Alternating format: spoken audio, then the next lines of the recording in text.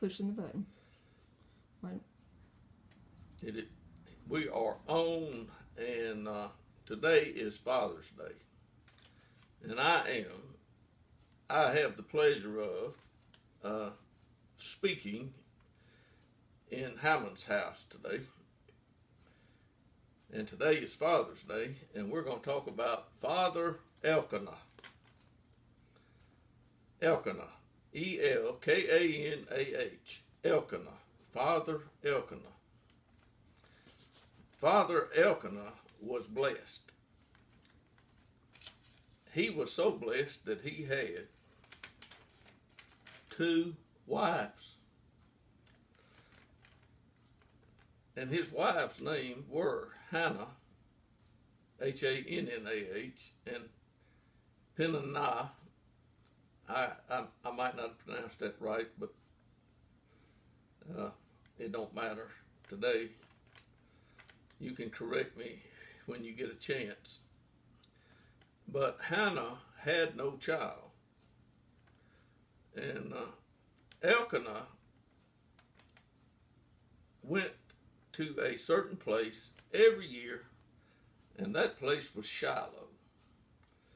Now, you may not know who Elkanah was. You may not know who Joseph was. Joseph was the son of Jacob, whose name was changed to Esau. And Joseph was blessed by Jacob, and so were Joseph's 2 sons. And Joseph's 2 sons were blessed by Joseph's father. And Elkanah was from one of the sons of Joseph. I learned all that this morning. I looked it all up in the history book. And Elkanah had 2 wives. Can you believe that? 2 of them. And he sacrificed to the Lord of hosts in Shiloh.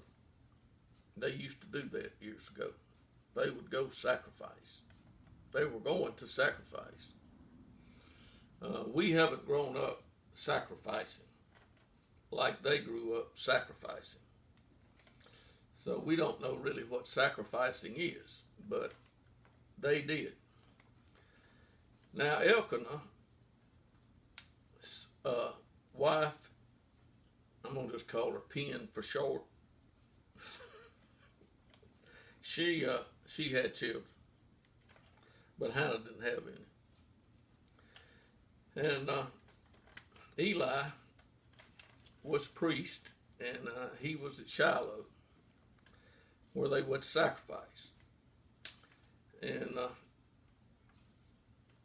they got there, and Eli was sitting on the seat by the doorpost of the temple of the Lord. So what did we have in Shiloh? We've got Elkanah, we've got Hannah, and we've got Eli, and we've got the temple of the Lord. We don't know too much about the temple of the Lord because we didn't grow up back then when people knew about the temple of the Lord. I mean, we are way later than that, aren't we? We're past the temple of the Lord's days. But anyway, Elkanah's wife is very upset because his other wife is running her mouth a little bit more than she should. Now, can you imagine that? A woman possibly running their mouth any more than they should. But Pen was taking advantage of Hannah with her words. And Hannah was up to here with listening to it. Up to here, that means it had unreached the top of her head. Her last raw nerve had been hit. Now Hannah prayed, and she wept bitterly, and made a vow, and said, O Lord of hosts. And Eli thought she was drunk. That was Eli's bad, wasn't it? That was Eli's bad. Yes, it was. Because as soon as Eli told her the words that came out of Eli's mouth, Hannah was primed. And she told Eli, I am not drunk. I am not a worthless woman. And she could have went ahead and told him, your 2 sons has not gotten a hold to me. Because he had 2 worthless sons that were not doing what they should do.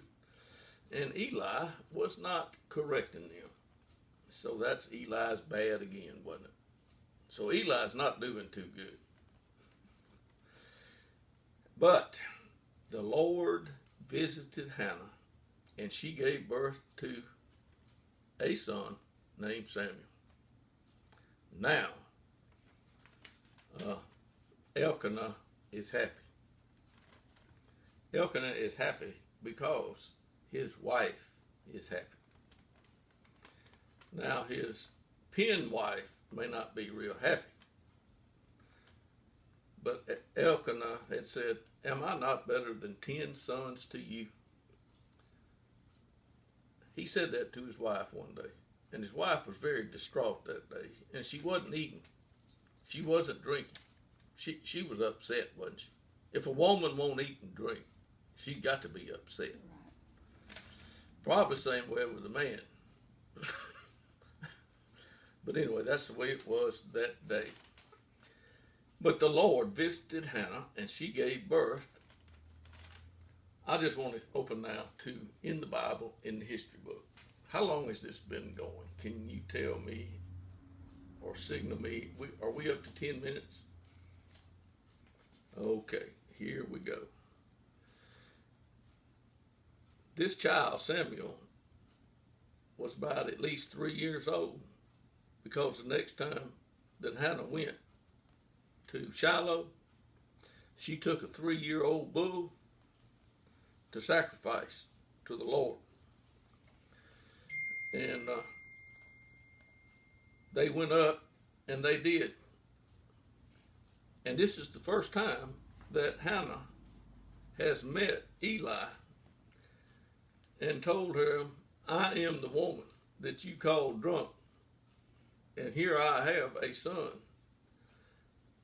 And Eli was really happy, because remember, Eli was the one that told her, go home, may your petition be granted by God.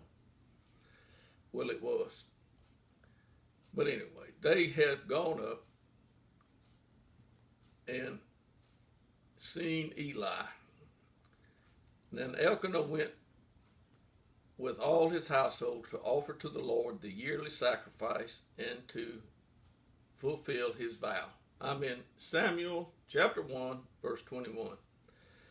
Hannah did not go up for a few years.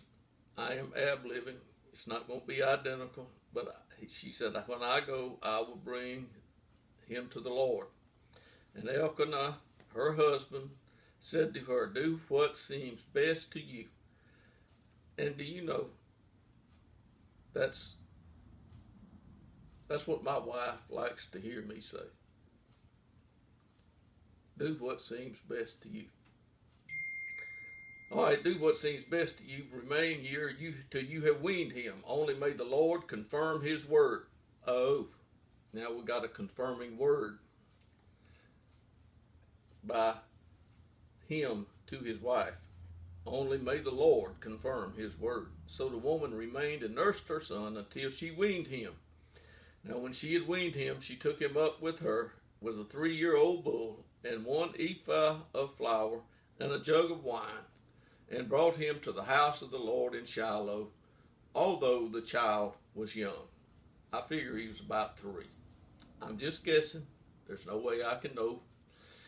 And they slaughtered the bull and brought the boy to Eli. And she said, "Oh, my Lord, as your soul lives, my Lord, I'm the woman who stood before you praying to the Lord.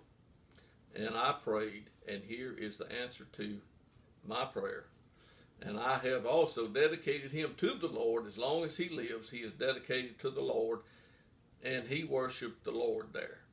Elkanah and his wife worshiped the Lord there. Then Hannah prayed.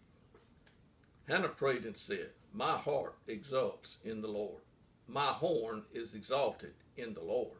My mouth speaks boldly against my enemies, because I rejoice in thy salvation." So see, this baby brought salvation to her. Pen had to shut her mouth. She could not hit Hannah anymore, as she had done for years.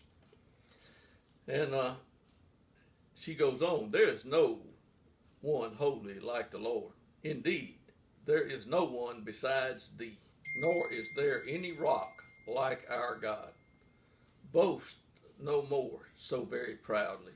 Do not let arrogance come from your mouth, for the Lord is a God of knowledge, and with him actions are weighed, and the bows of the mighty are shattered, but the feeble gird on strength." Now, isn't that wonderful? The feeble gird on strength. Those who were full hire themselves out for bread, but those who were hungry don't hunger any longer. Even the barren gives birth to 7, but she who has many children languishes. The Lord kills and makes alive. He brings down to Sheol and raises up. The Lord makes poor and rich. He brings low, he exalts. He raises the poor from the dust. He lifts the needy from the ash heap, to make them sit with nobles and inherit a seat of honor. From the pillars of the earth, for the pillars of the earth are the Lord's, and he set the world on them. He keeps the feet of his godly ones. Always he does that. But the wicked ones are silenced in darkness. For not by might shall a man prevail. How is a man going to prevail? He's going to prevail if he prevails with the help of the Lord. And those who contend with the Lord will be shattered, and against them he will thunder in the heavens. The Lord will judge the ends of the earth, and he will give strength to his king, and will exalt the horn of his anointing. Then Elkanah went to his home at Ramah, but the boy ministered to the Lord before Eli. And they had 3 more sons and 2 daughters. Elkanah was a blessed man, and he was a descendant of Joseph's son. So there you have today's Father's Day talk. Elkanah didn't have any more problem with his 2 wives, probably, but he might have. But Samuel learned to hear God's voice. The word of the Lord came to Samuel. Thank you for letting me be in your house today. It has been my pleasure, and thank you for recording this so good.